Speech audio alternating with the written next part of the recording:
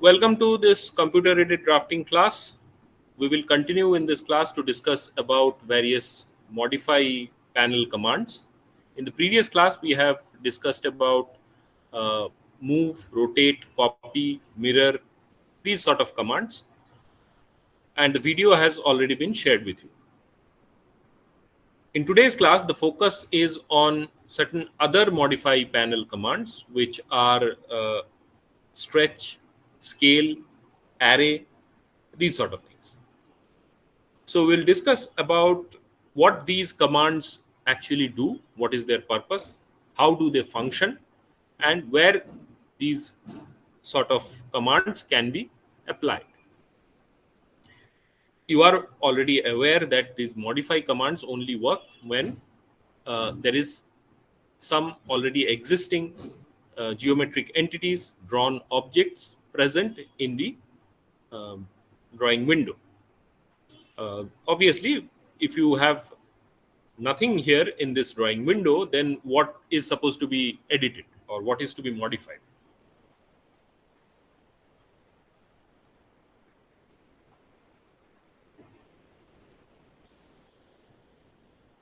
But first of all, before we start discussing about the various commands, I would like to mention one other topic, which deals with selection of objects.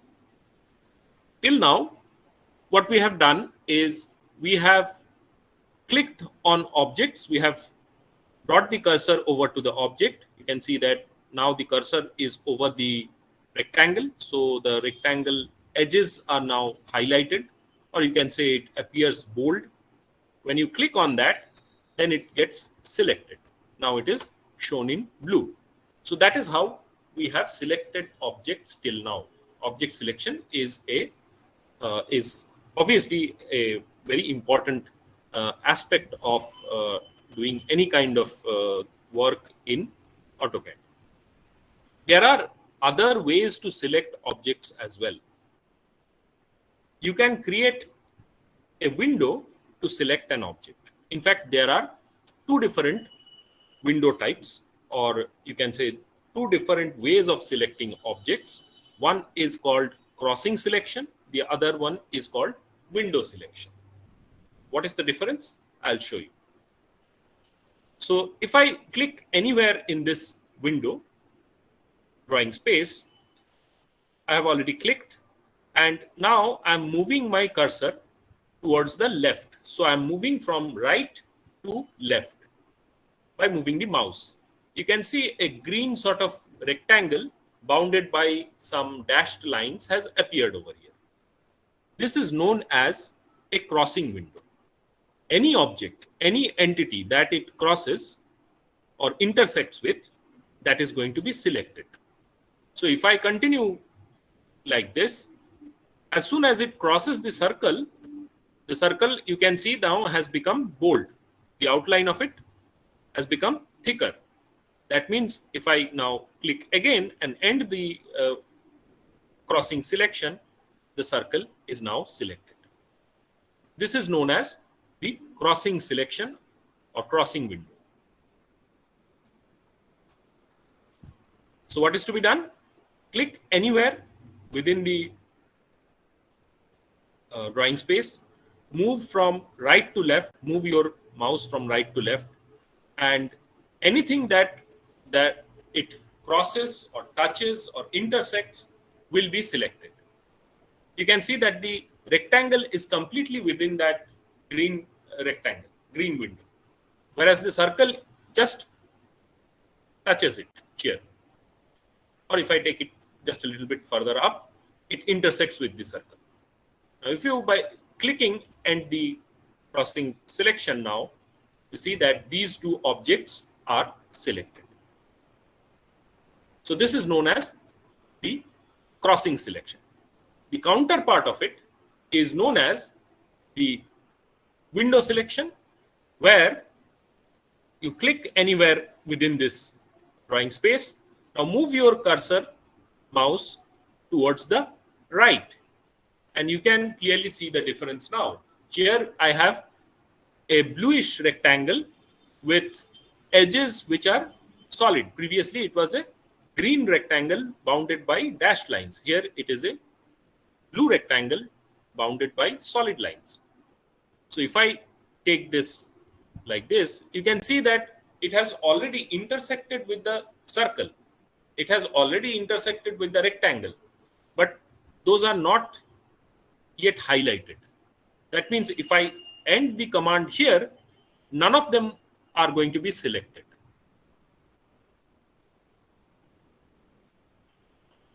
The basic thing about this window selection is that the entire object has to be completely contained within that blue rectangle. Only then it is going to be selected.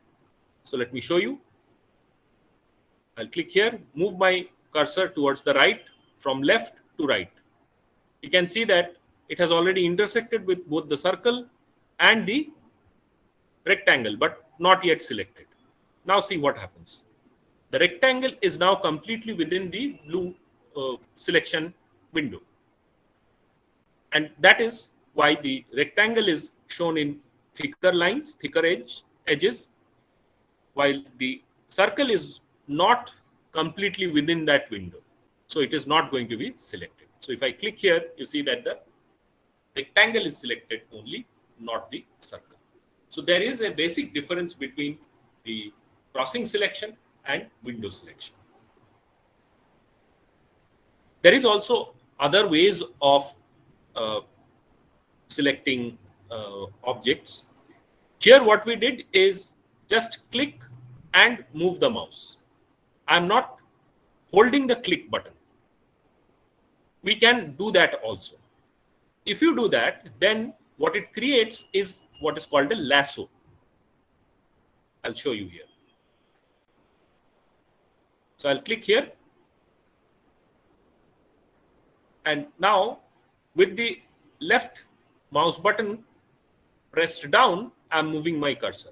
So you can see that instead of creating a rectangle or a regular shape, I can create an arbitrary shape with the help of the motion of the mouse. This is known as a lasso selection.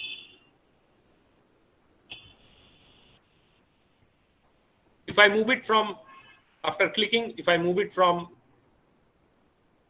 left to right, I can create a lasso for the window selection as well.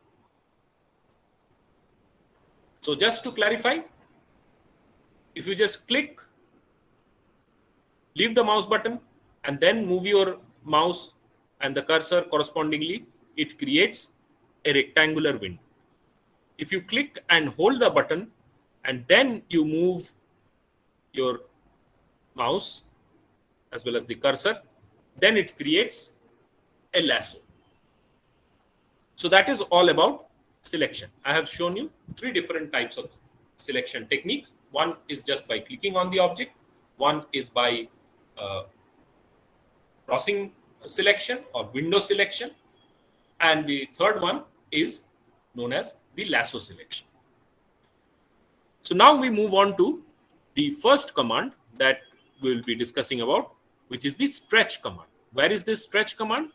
It is present in the Home tab. In the ribbon area, you find the Modify panel, which is the second one. After the Draw panel, this is the Modify panel. And in this Modify panel, right here is the Stretch command. What does it do? It stretches objects crossed by a selection window. That means it is relevant to crossing selection only. If you are to apply the stretch command, you have to go for the crossing selection, which means that green selection rectangle or the green selection lasso you need to use in order to select the object. Now we have got an idea of what is stretch, what does this stretch command can perform. What is meant by stretch? You are stretching something. You have a let's say a rubber band. You are going to stretch it. So it means that it changes its dimensions along a particular direction or maybe 2 directions, and it changes it by certain amount. So let us see how this command can be applied. So I'll select stretch first of all. Now you see that it says select objects. Remember that here you have to create a crossing window. So I will select this crossing window. It is selected. Click here and you can see now that this rectangle is selected because it is highlighted in blue. Hit enter to confirm selection and you see that the command prompt says specify base point. So this base point is the point with respect to which the entity, the geometric entity, this rectangle in this case, is going to be stretched. So let's say this point I have selected arbitrarily. Click here. Now, if you move the cursor, you will see that the rectangle is getting stretched in the X direction. If I move it like this, you can see the extent of stretch in the other directions as well. I can move it in the completely opposite direction also. So this is how this stretch command works. So if I move it from here to here, that means it is going to be doubled in the X direction. So I click here and the stretched rectangle is like this. So I'll just show it again. Go for stretch command. Select the object like this. Press enter. Specify the base point. And now you can move your cursor.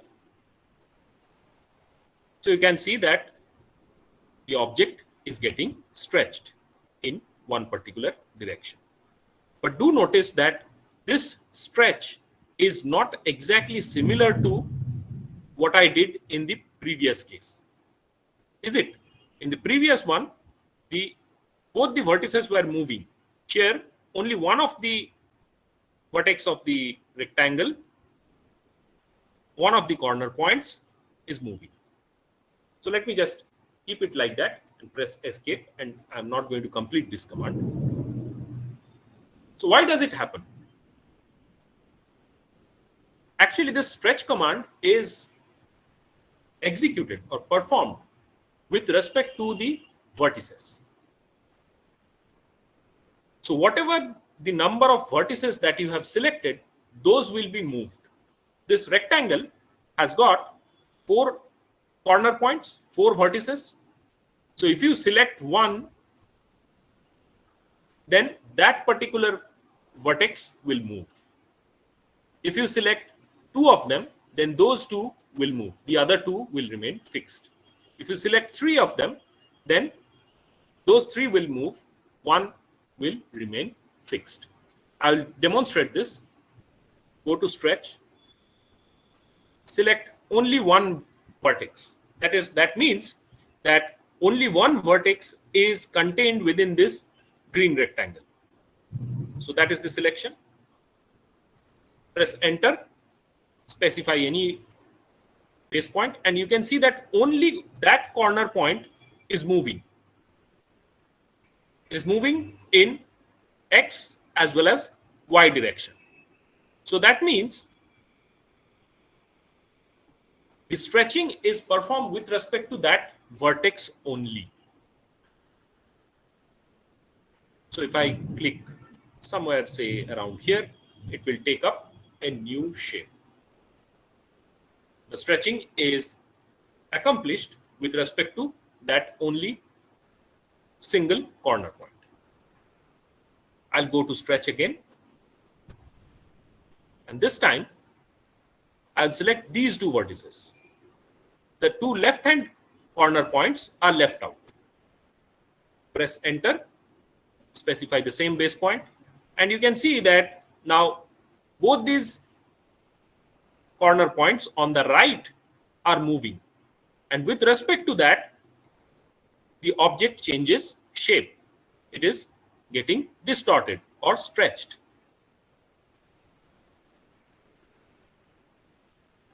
So if I just simply bring it back by some amount, it becomes like this.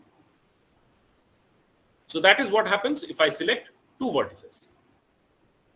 I'll go to stretch again, and this time I will create a lasso, selecting 3 different vertices. Let's see how it can be done. So now you can see within this irregular shaped selection window, I have 3 vertices. One of the corner points is left out. So I'll do this, select the base point, and you can see now that all the 3 vertices are moving. So I can stretch it like this and change its shape, change its proportion. Now my question is, what if I select all the 4 vertices? What will happen then? Will it move, sir? It is going to move. It is not going to change in proportion. That means there is not going to be any stretching. It is going, the entire object as a single entity will move. Let's see. Go to stretch, and all 4 vertices are now selected. Press enter, specify base point, and you can see now that this one becomes equivalent to the move command. So that's what happens when you select all the edges together. So it has now moved to this position. The proportion remains same. The body or the geometric entity does not change in shape. I have given some arbitrary distance, so that has moved to a particular position in this drawing window. Let us just bring it back by pressing Ctrl Z. So that is the stretch command. Remember that stretch command works with the vertices or the corner points of a drawn object. Sir? So that means this stretch command cannot be applied to entities which do not have any vertices. That means stretch command could not be applied to circles or ellipses. I'll show you. Go to stretch, select this. I have selected this rectangle and the circle. I'll hit enter, select base point. You can see that the rectangle is getting stretched, but the circle remains a circle. If you stretch a circle, it is supposed to become an ellipse, but it remains a circle, and what it does is simply move along the x-axis. If I do it like that, it will move in the other direction, in the y direction.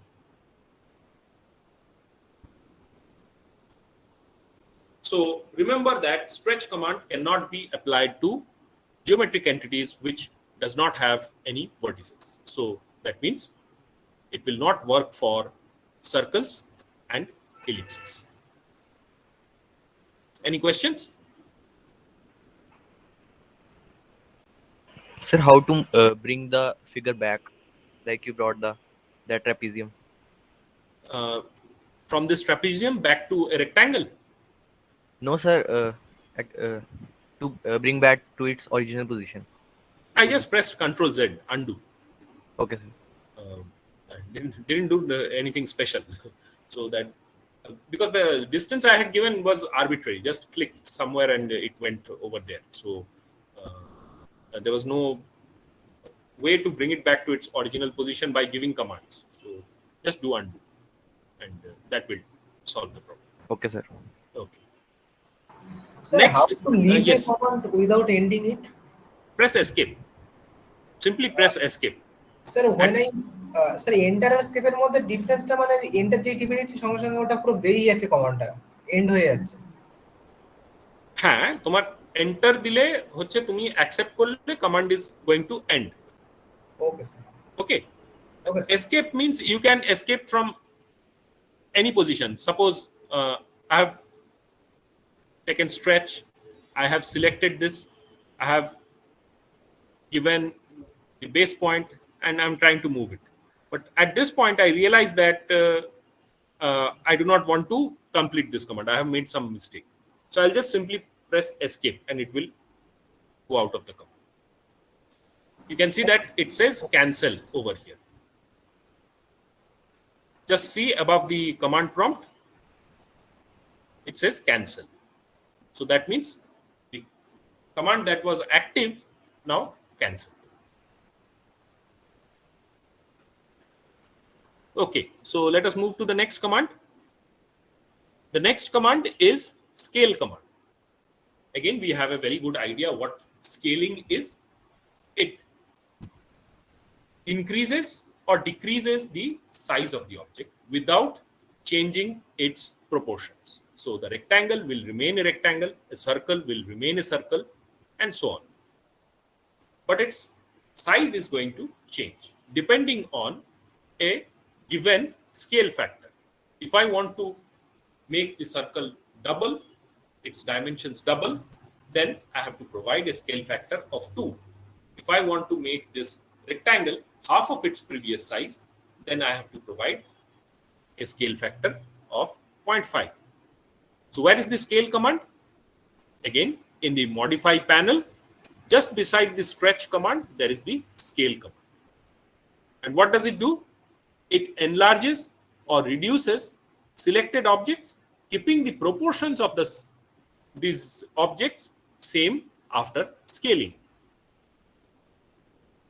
So let's try this out. I'll take the scale command. Here, there is no need for a crossing window. That is only specific to the stretch command. Here, I can select the circle like this just by clicking on it. Press enter to confirm it.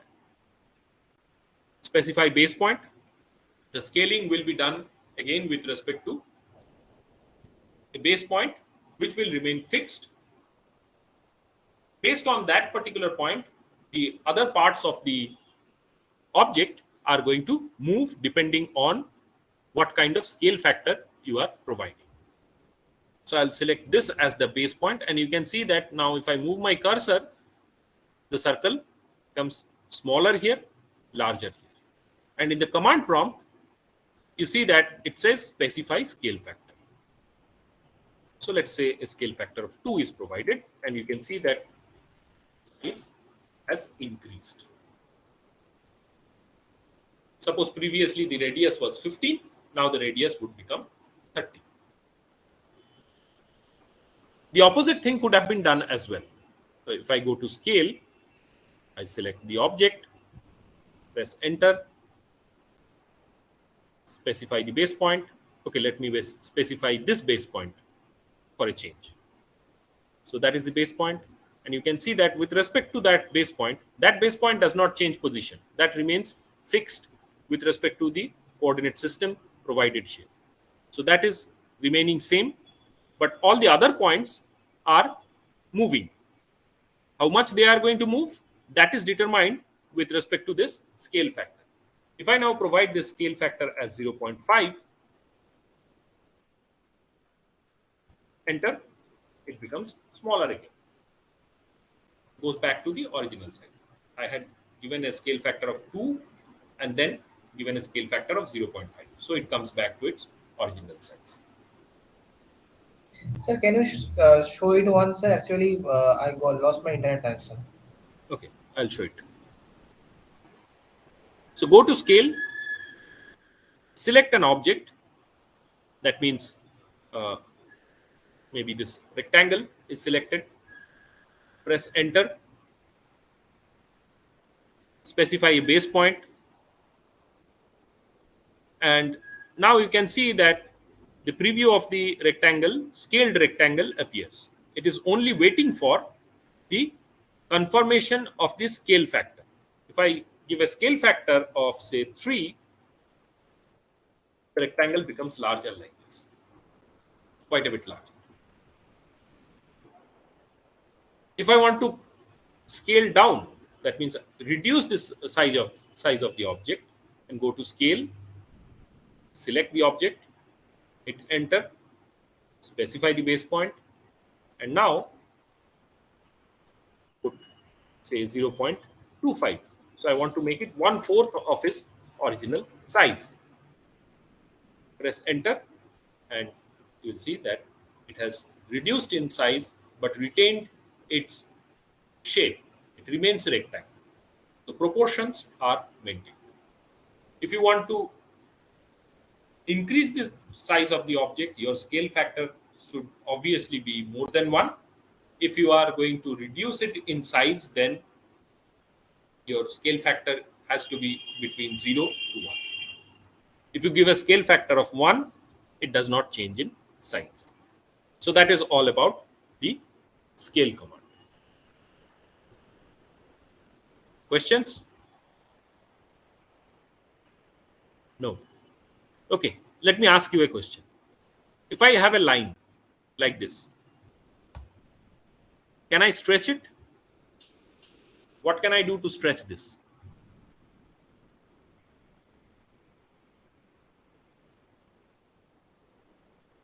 Can I apply the stretch command? Line, actual for stretch No, command, sir. we have to have vertices, sir. Yes, sir. We Yeah, need a you have two vertex. edge points. Two end points are there, which can be considered as, suppose, the vertices of this straight line. Although Sir, geometrically speaking, it is not here so, but it can be stretched. It can be stretched. So if I take the Yeah, I stretch think command, only selecting the thing can do will do because it can only be stretched in one direction only. no, it can be stretched in both directions. Let me show you. Yes, I mean only in one dimension. Yes, yes, that is true. Line will still remain a line. It is not going to change Yes, sir. that aspect of its property. So base point, let's say this one, hit enter, and you can see that it has been stretched in that direction.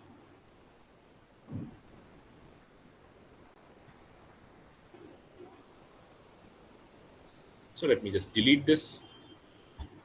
Sir, can you please repeat how to select the next point?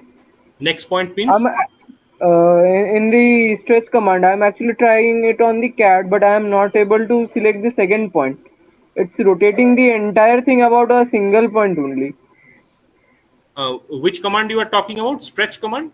Yes, sir. Stretch. Can you demonstrate Okay, it okay, once more, sure, sir? sure, sure. I'll go to stretch.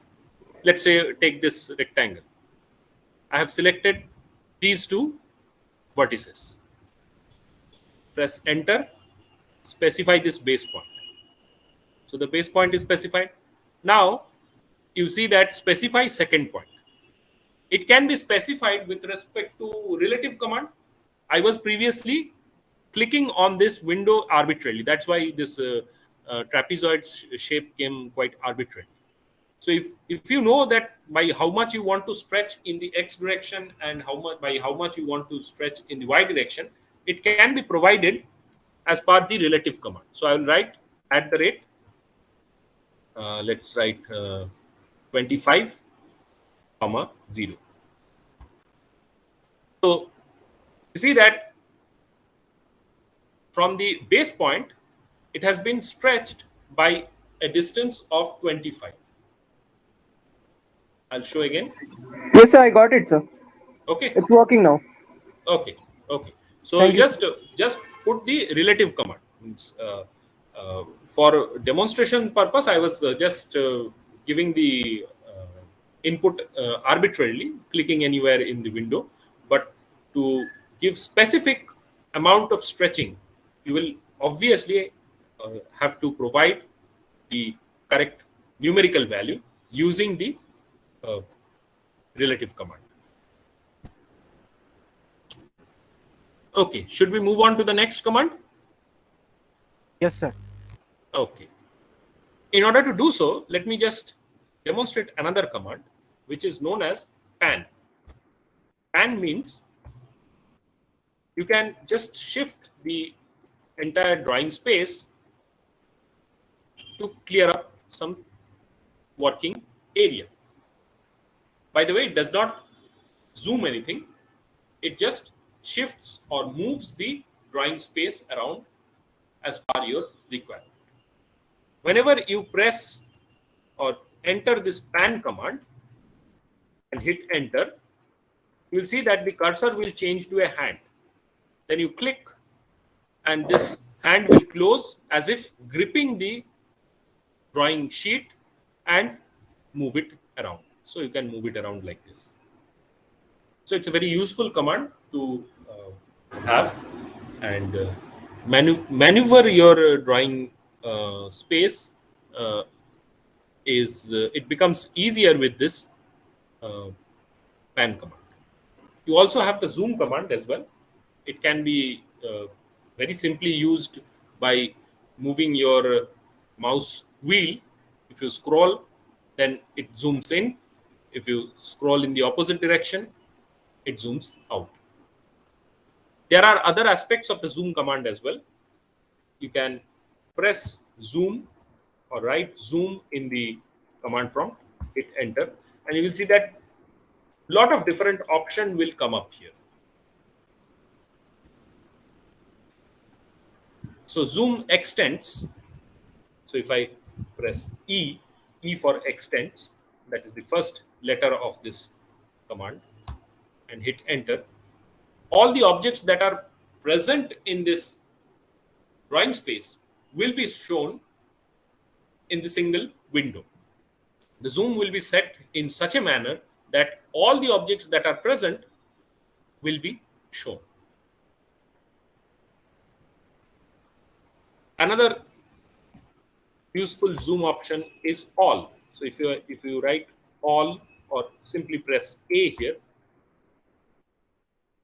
it shows the entire drawing sheet depending on whatever is the drawing area that has been provided. Remember the drawing area that we had given at the beginning in the startup dialog box. So depending on that, what type of area, what kind of area has been specified, zoom all will zoom out to that given area. You can also use this zoom command and use a window. Press W, and then you can just simply create a window around the object that you want to zoom into. You can see that only this object is now zoomed in. Instead of writing zoom, you can simply write Z as well. Z is short for the zoom command. Write Z, hit enter. You can go for previous. So you write P, it goes back to the previous zoom. So there are lots of different commands for zoom, and you can just utilize these zoom commands to specifically look at or closely look at a particular part of this drawing sheet. Let us now look at these two rectangles. So like Z for zoom and W for window, and create a window around these two rectangles. So as you can see that these two are now present here. The command that we will discuss now is called chamfer. If you go here to this modify panel, here you will find the fillet command, and below the fillet command there is the chamfer command. So next we will discuss about both these fillet and the chamfer command. Now, do you know what is a fillet? Why do we need a fillet? Sir, a fillet is a type of joint, sir, I guess. It's not a joint.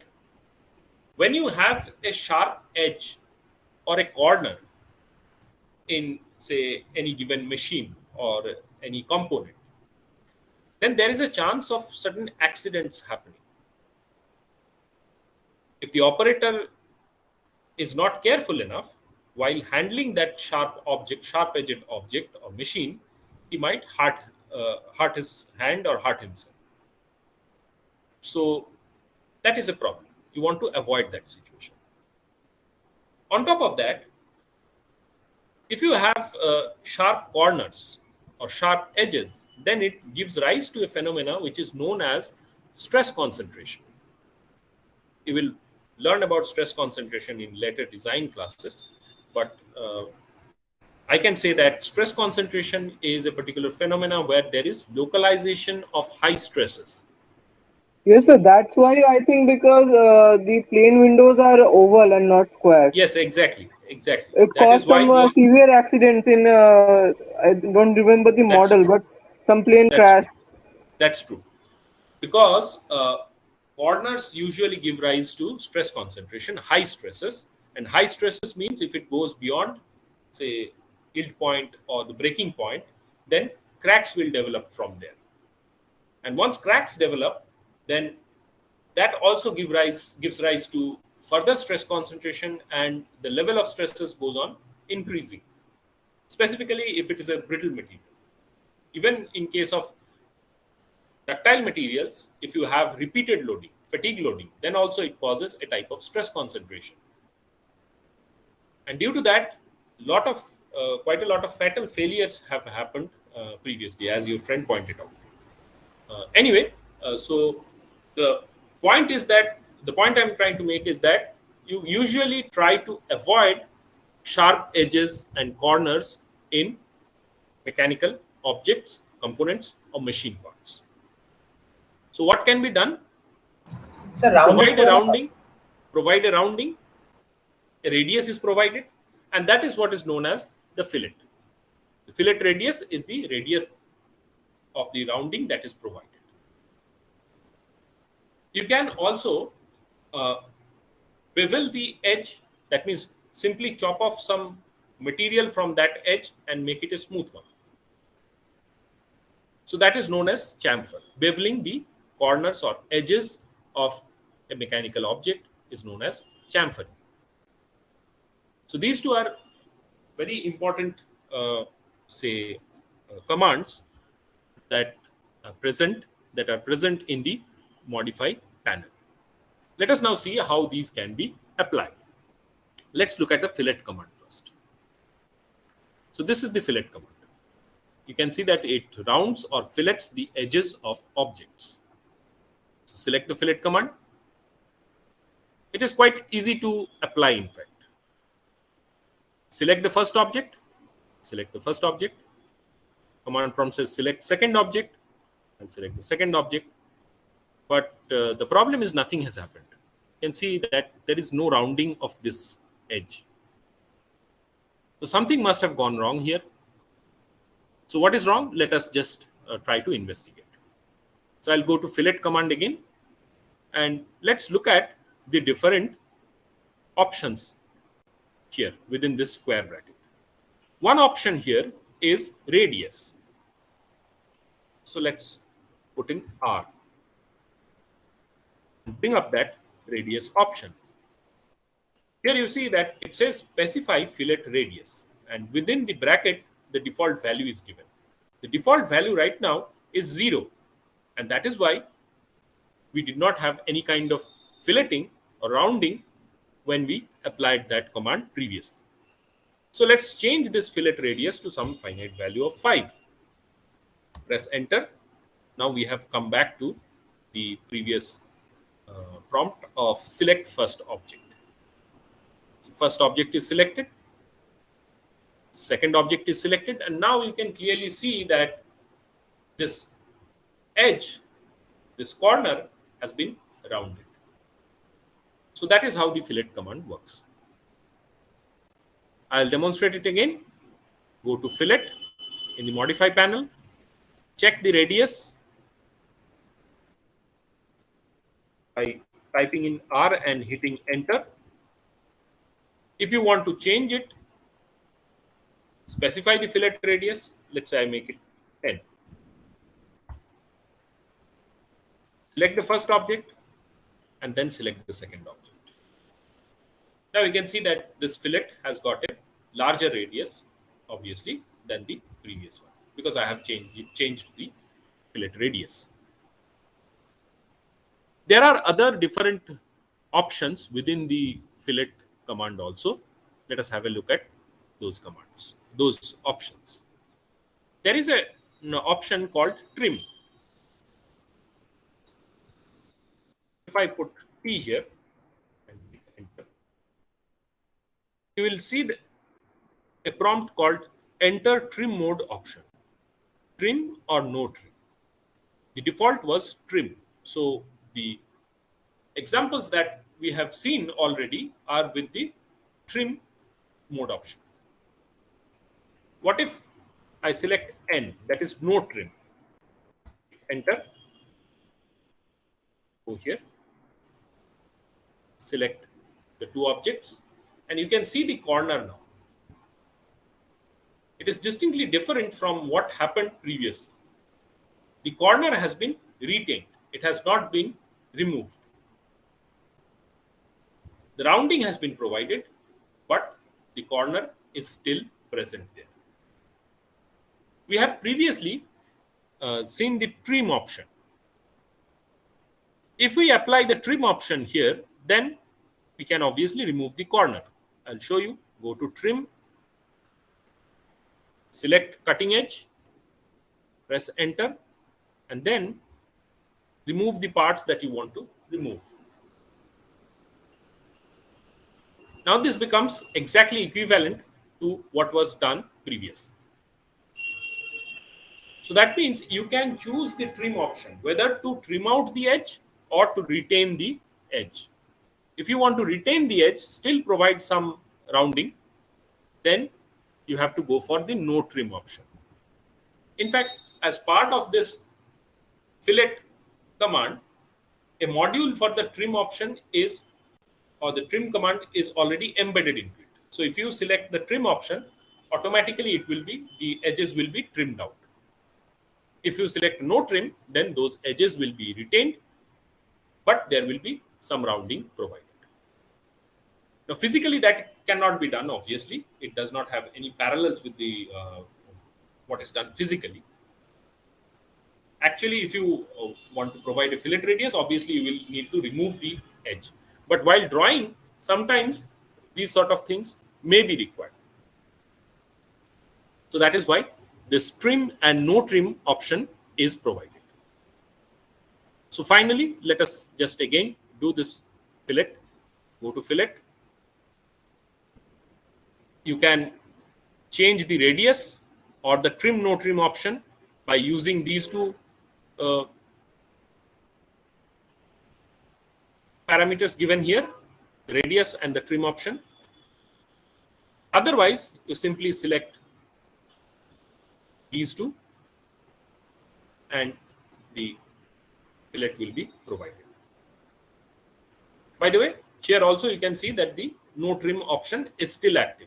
If you want to change it, select trim again, go to trim option, select fillet again, and then go to the no trim option, write T here,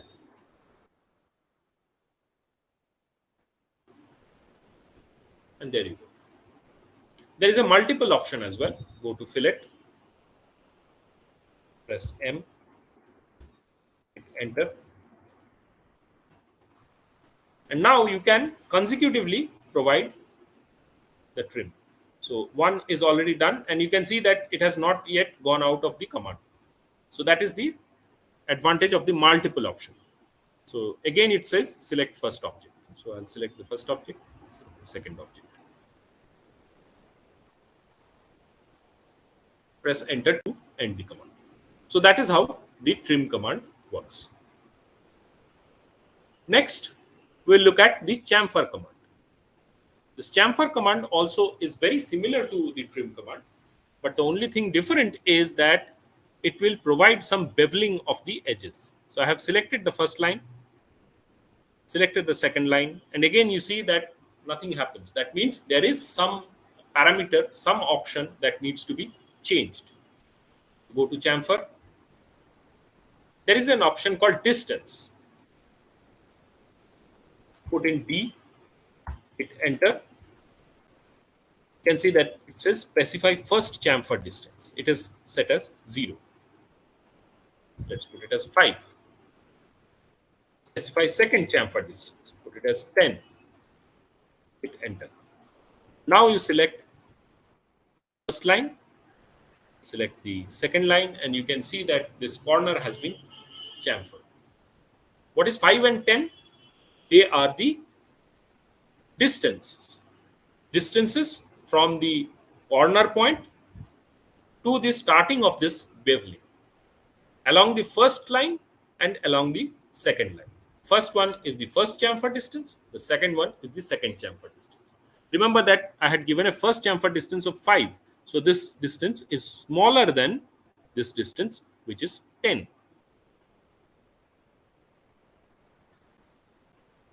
Let me show it again. Go to chamfer. Go to distance, B. Now change both to 0. Sorry, 10. Now, this is the first, this is the second line. And you can see that equal distances, chamfer distances, have been provided along the first line and the second line. We'll bring up the chamfer command again. Here also you see that there is a trim command. There is a trim mode option. So if you write T, you bring up the trim mode option of trim or no trim. It works exactly like the fillet command. So if I write no trim, the default is trim option. If I go to no trim, then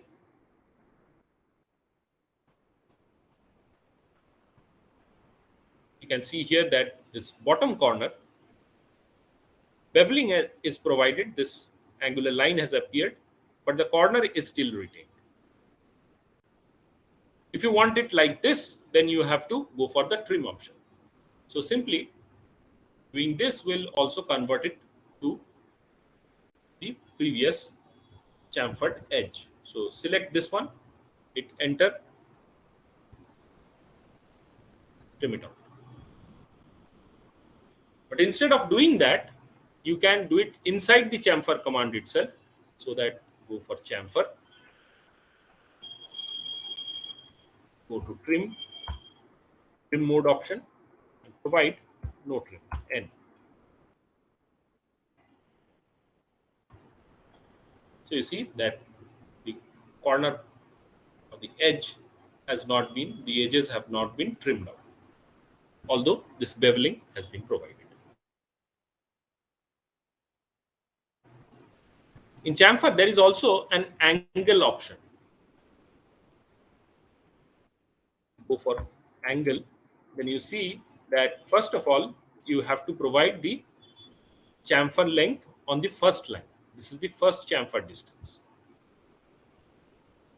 Then, now instead of the second chamfer distance, it is asking for the angle of the first chamfer line. 45. Enter. Select this one and this one.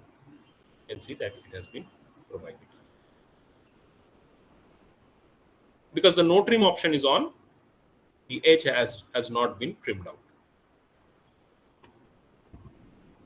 If you want to do that, then I'll Control Z, go back to the previous option. Trim mode option, and put P for trim,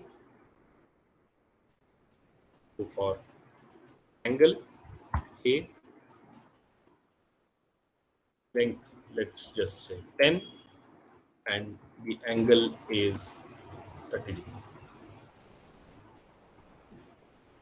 First chamfer distance, second chamfer, second object. So you can see the chamfer has been provided. So that's all about fillet and chamfer commands. If you have any questions, please go ahead.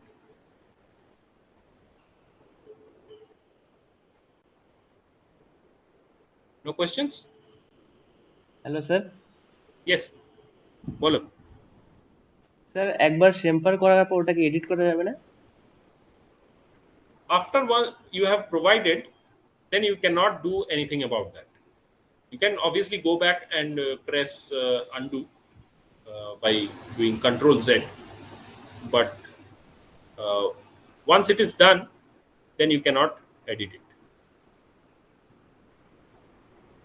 Sir একবার Okay. ওই no trim অপশনের সাথে যদি একবার স্যাম্পার হয়ে যায় তারপরে হুম কি স্যার ওই যে ছোট্ট ট্রায়াঙ্গেলটা ক্রিয়েট হয় ওটা কি স্যার একটা মানে তিনটে আলাদা আলাদা অবজেক্ট হিসাবে করে মানে আমি তো ওই লাইনগুলো কি মানে These are all lines. That Okay. is the first edge. This is the second edge. This is a small line that has been created using the different parameter inputs that you have provided. Okay. Now these are not separate entities. If I zoom in on that, this is just simply the line, the entire line. What is created is this part. This part is created. Sir আমি যদি এবারে ওই just ওই corner গুলোকে যদি erase করতে চাই তাহলে কি করব মানে আমি এমনি Trim, go to trim, go to trim, select the cutting edge, this as the cutting edge, and then remove these parts. That's all. Yes sir এটা অলরেডি তুমি যখন ট্রিম অপশন দিয়ে ফিলেট বা চ্যামফার কমান্ডটা এক্সিকিউট করছো, this is exactly what happens, but you do not have to do it manually. This module is already included as part of the chamfer or fillet command. তুমি যদি no trim option দাও, obviously ওটা retained হয়ে যাবে, then you can do it manually and remove them by the trim option. Okay.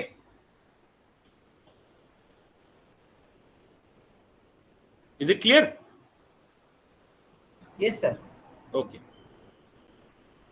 So let me just select all of this and delete them. And now we'll move on to a different command which is known as array. Array is located in the modify panel right here beside scale. You have stretch, scale, you have the chamfer and fillet options over here, and right below that you have the array command. What does it do? It creates patterns, regular patterns. Suppose I have a simple object like this circle over here, an arbitrary circle, let's say 12 mm dia that I have created over here. Now I want to create a rectangular pattern for this object, which means that I'm going to have to create some rows and columns. And each of these rows and columns would contain this circular object. So maybe 4 rows here and 5, maybe 4 rows here and 5 columns on this side. How can I do that? Obviously, I can make copies of this and put them individually at the appropriate locations, but that is going to take up too much time. Instead, what I will do is go to this array command. You can see that there is a rectangular array that can be created. And what it does is it distributes object copies into a combination of rows and columns. So let's try this out. I have selected this object, hit enter, and you can already see that a preview has appeared here with 4 columns and 3 rows, and those are given here. You have 4 columns. You can obviously change it, make it 5. So you have 5 columns now, 1, 2, 3, 4, 5.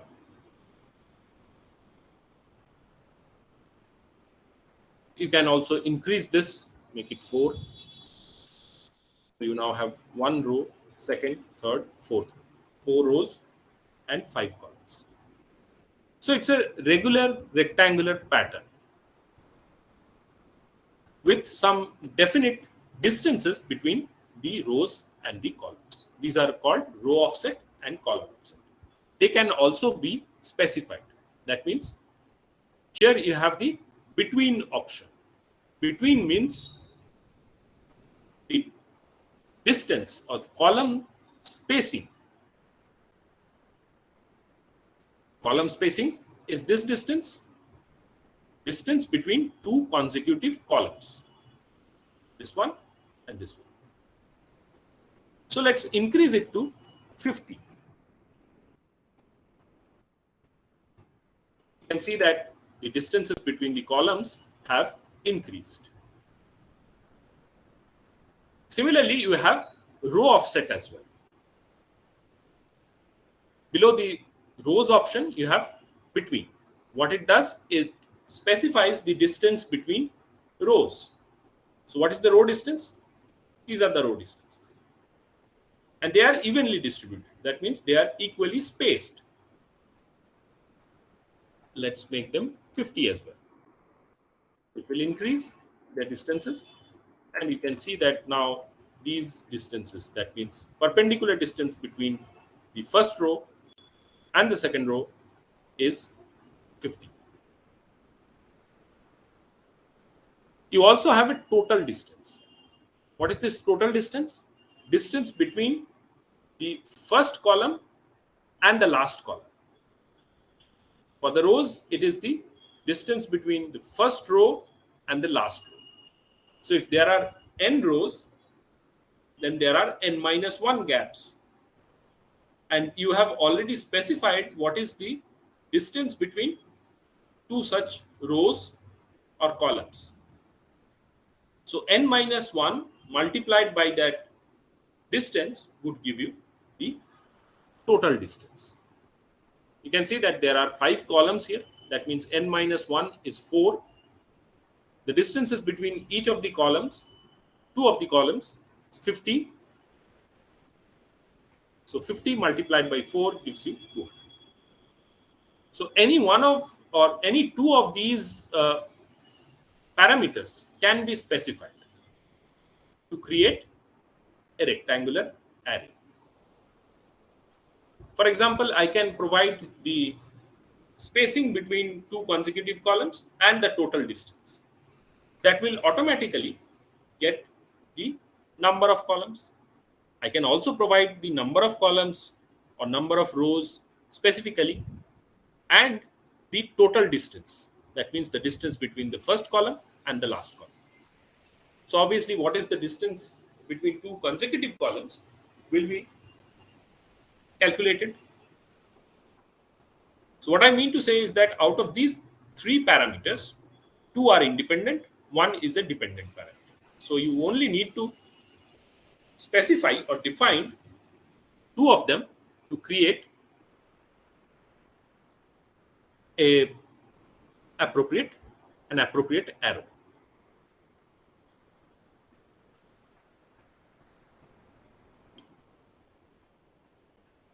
So here, one more thing to point out is that there is a base object. So this is the base object. That was the original object with respect to which this array is created.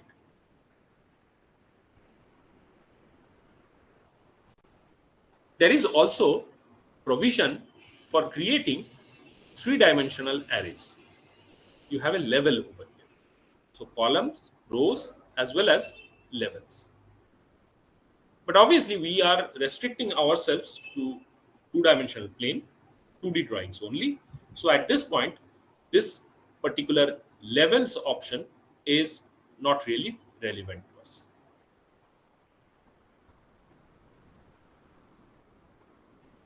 You can, in fact, create an array of an array. If I select this object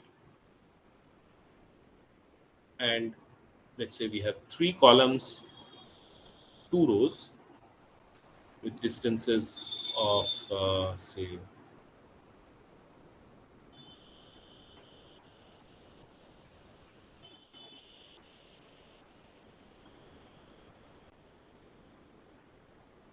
okay, no, this is I have already selected the simple object. This object I had already selected, so it is creating an array of that object only.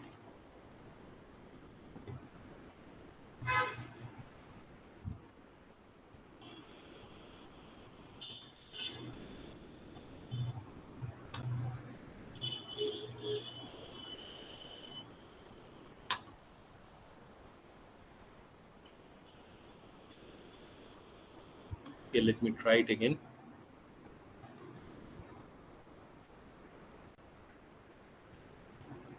No, it's not taking it.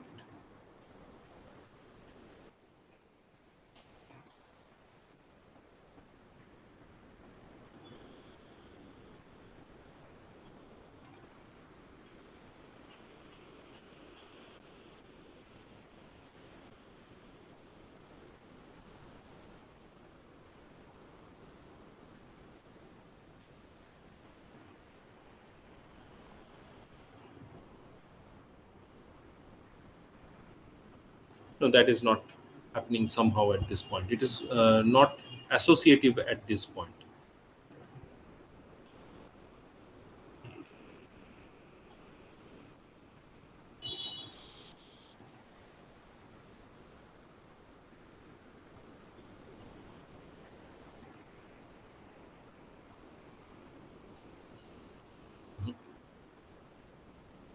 Okay, let me just skip that option for now. If I can find it out, I will let you know. Okay, so that is all about rectangular array. The next thing that we can do is we can also create circular arrays, which is known as a polar array.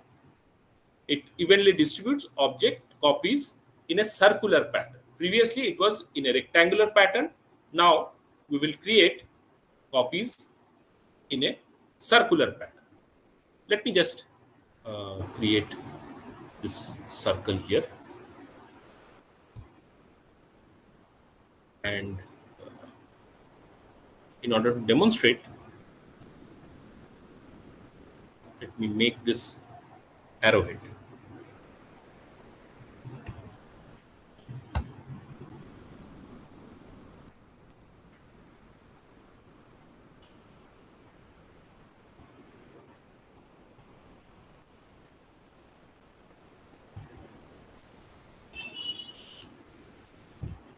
By using the polyline command, I have created this arrowhead.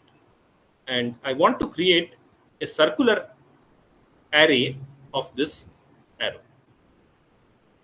How can we do that? I'll go to the array option in the modify panel, go to polar array, select this object, hit enter. Now I have to specify a center point. So this is the center point. Created the center point, selected the center point, and you can see already a circular pattern has been created with the arrows. There are 6 items in there. I can change it, obviously. I can make it 8. And you now have 8 arrows arranged around this circle. So that is what a polar array is. By the way, it goes in the counterclockwise direction. So obviously the total fill, that means the total angle covered by these objects is 360 degree. There are 8 objects, so the angular distances between them, they are evenly distributed. So the angles are the same for all of them, and that comes out to be 45 degrees.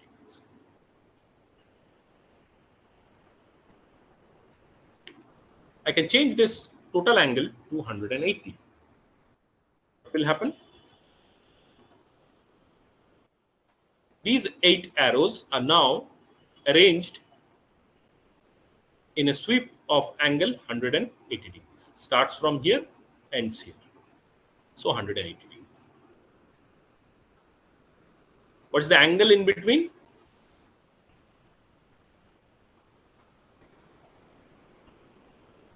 That can be easily calculated. Total 180 degrees. You have probably 7 gaps, 1, 2, 3, 4, 5, 6, 7 gaps. So how much is the individual angular distances can be easily calculated. Now the direction can also be changed. So it is in this direction, in the top half. If I press direction over here, you'll see that it comes in the bottom half also. So simply clicking this toggle button of direction, it can be done. Now there is a rotate option as well. What does it do? It controls whether these items would be rotated as they are arranged around the circle. What is meant by that? You can see that the original object is actually pointing to the positive x direction, whereas the last object is pointing towards the negative x direction, whereas the arrows in between are pointing in different directions. That is what has happened due to the rotation that is provided. If you switch off this rotation, you will see that all the objects are actually pointing to the direction where the original object was. The original object was pointing. It was pointing to positive x direction, and all the arrowheads are pointing towards the positive x direction. But it obviously does not look so good. So let's just change it back to this option. There is also provision for providing more rows. That means I can provide 2 rows like this with some distance between them, let's say 50. And you can see that now there is one row of arrows here, there is another row of arrows here. I can change it to 3 as well. So you will have another row of arrow like this. Not to mention there is a level as well, but that is only relevant for 3-dimensional cases and does not have any kind of proper context when you are doing 2D drawings. So let's just go back to one row that we had sir previously. অ্যারোটা তো ওই leader option দিয়ে করতে হয় না? I have created this using polyline. Leader is for dimension. You can also create arrows using leader option, but that is usually associated with dimension or providing some text. Here I have drawn it using the polyline command. It was previously demonstrated. You can look at the last video lectures to find out how we can use a polyline command to create an arrowhead. So that's all about the rectangular array and polar array. There is a third option here as well. There is a path array. That means it will create copies of the object along a specified path. Suppose I have drawn this spline. We know how to draw or how to use spline command. It creates smooth curves like this.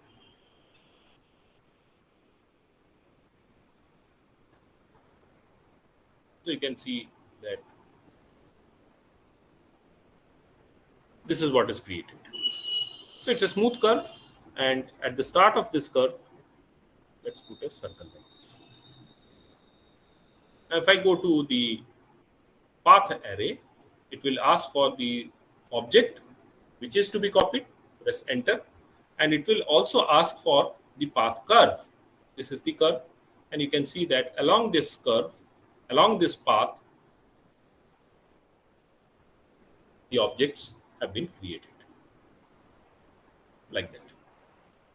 So this is what is known as the path array. I'll just demonstrate again.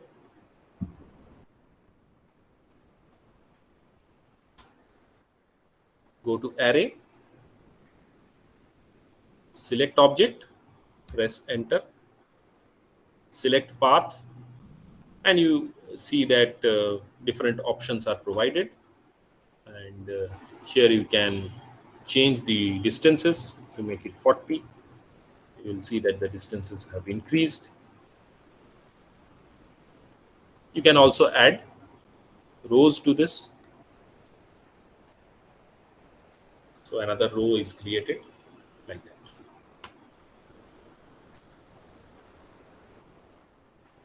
That is the utility of path array. By the way, In case of rectangular array, or even for the case of polar array, in the distance column or the distance field, let's say if we go here, these distances can also be provided negative. If you provide a negative value, then instead of creating columns on this side towards the right hand side, it will go towards the left hand side.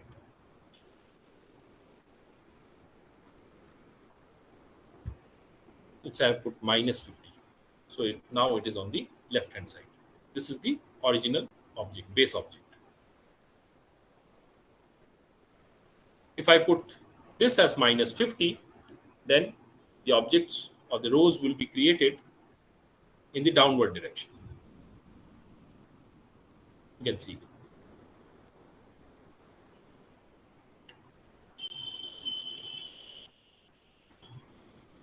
Similarly, for the the polar array as well, the same options can be used.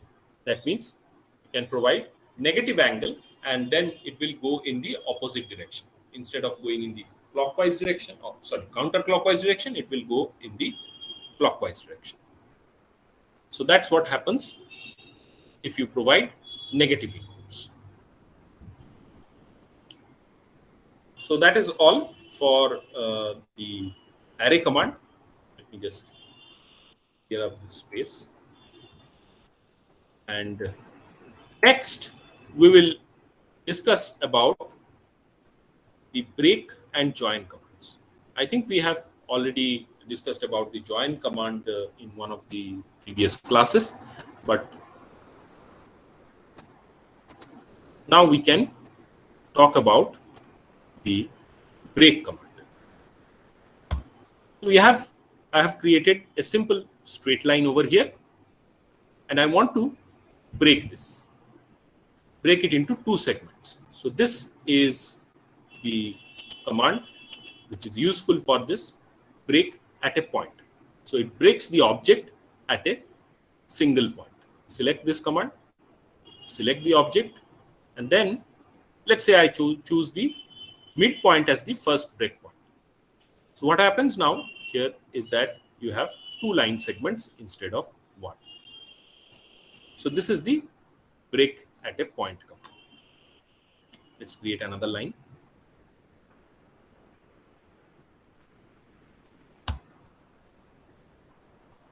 Let me now demonstrate the simple break command. What does it do? It creates the selected object between 2 points and creates a visible gap between the two segments. I'll select this object. So I have already clicked once. So that is the first breakpoint. And let's say the second breakpoint is the midpoint.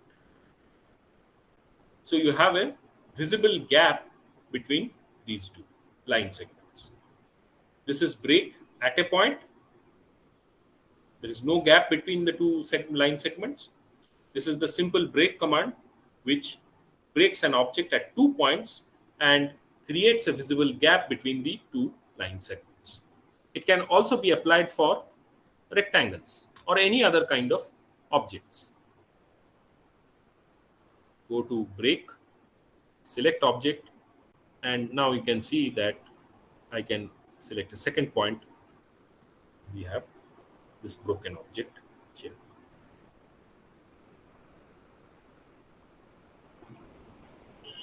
Previously, we have seen the divide command as well. What is the difference between divide and break at a point? Divide does not actually break up the geometric entity. It creates certain node points on that entity. If I have a straight line like this,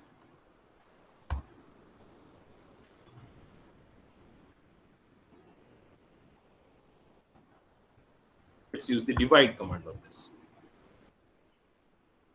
Select this object. Number of segments, let us say, is 2.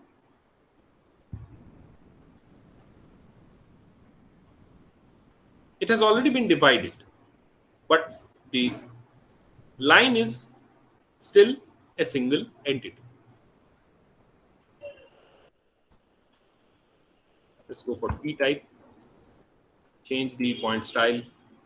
Yes, okay, and you can see that there is a node created which divides the object into two parts, but the line is still a single one. Here, after the break command, the line segment itself has been broken into two.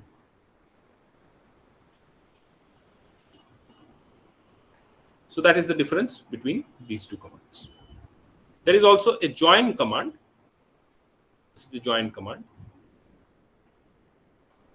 If two line segments are there, collinear, then you can use these commands, that means the join command, to join them together. Now it has gone back to a single line.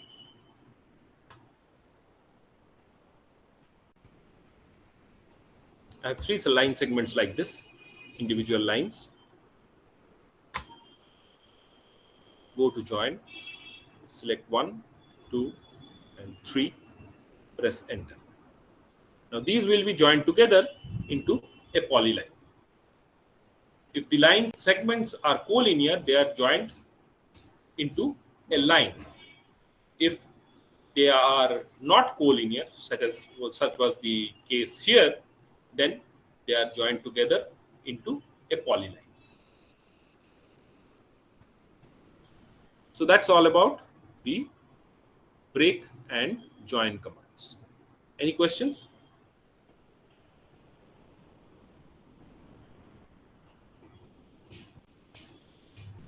No questions at all?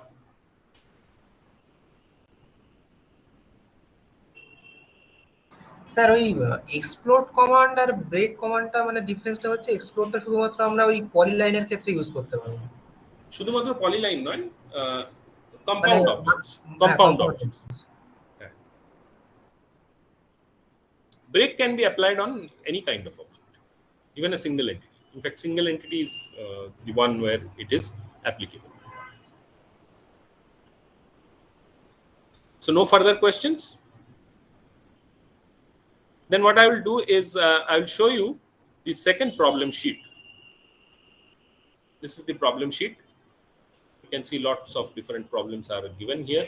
And if you have a look at these objects, you'll see that they are created using certain modify commands. Some of the basic drawing commands are used, and then these geometric entities are applied with certain editing commands that gives it the final shape. Suppose here you can see that there is an intersection between this block and a circle, and then obviously certain trimming has been done to get this final shape. Same here, maybe chamfer has been applied over here to get this shape. Filleting may have been applied here. So lots of different shaped objects are provided. I think this will be a good practice if you try to do these things. I'll share the problem sheet with you. So the first page of this problem sheet is simple draw and modify commands. This second part is to do with the array commands. You can see that rectangular arrays, circular arrays, you need to apply here to get these objects. And the third one, problem sheet 2C, that is in fact advanced problems. These are really complicated topics. Only when you are confident enough, then only attempt these examples, these problems. First of all, try to do that are provided in problem sheet 2A. Then move to 2B and finally to 2C. So as I said, I will share this problem sheet in the Google Classroom. You can try to solve these problems. Yes, sir. Okay. Okay sir. Sir CAD থাকতেও কেন machine drawing হাতে করানো হচ্ছে বুঝতে পারছি না। Machine drawing you are doing by hand this semester. Yes, yes sir. It is in this in curriculum, right? Yes sir. Yes sir. Sir, it's too much boring, sir. But the actual concept you develop is basically in that hand drawing.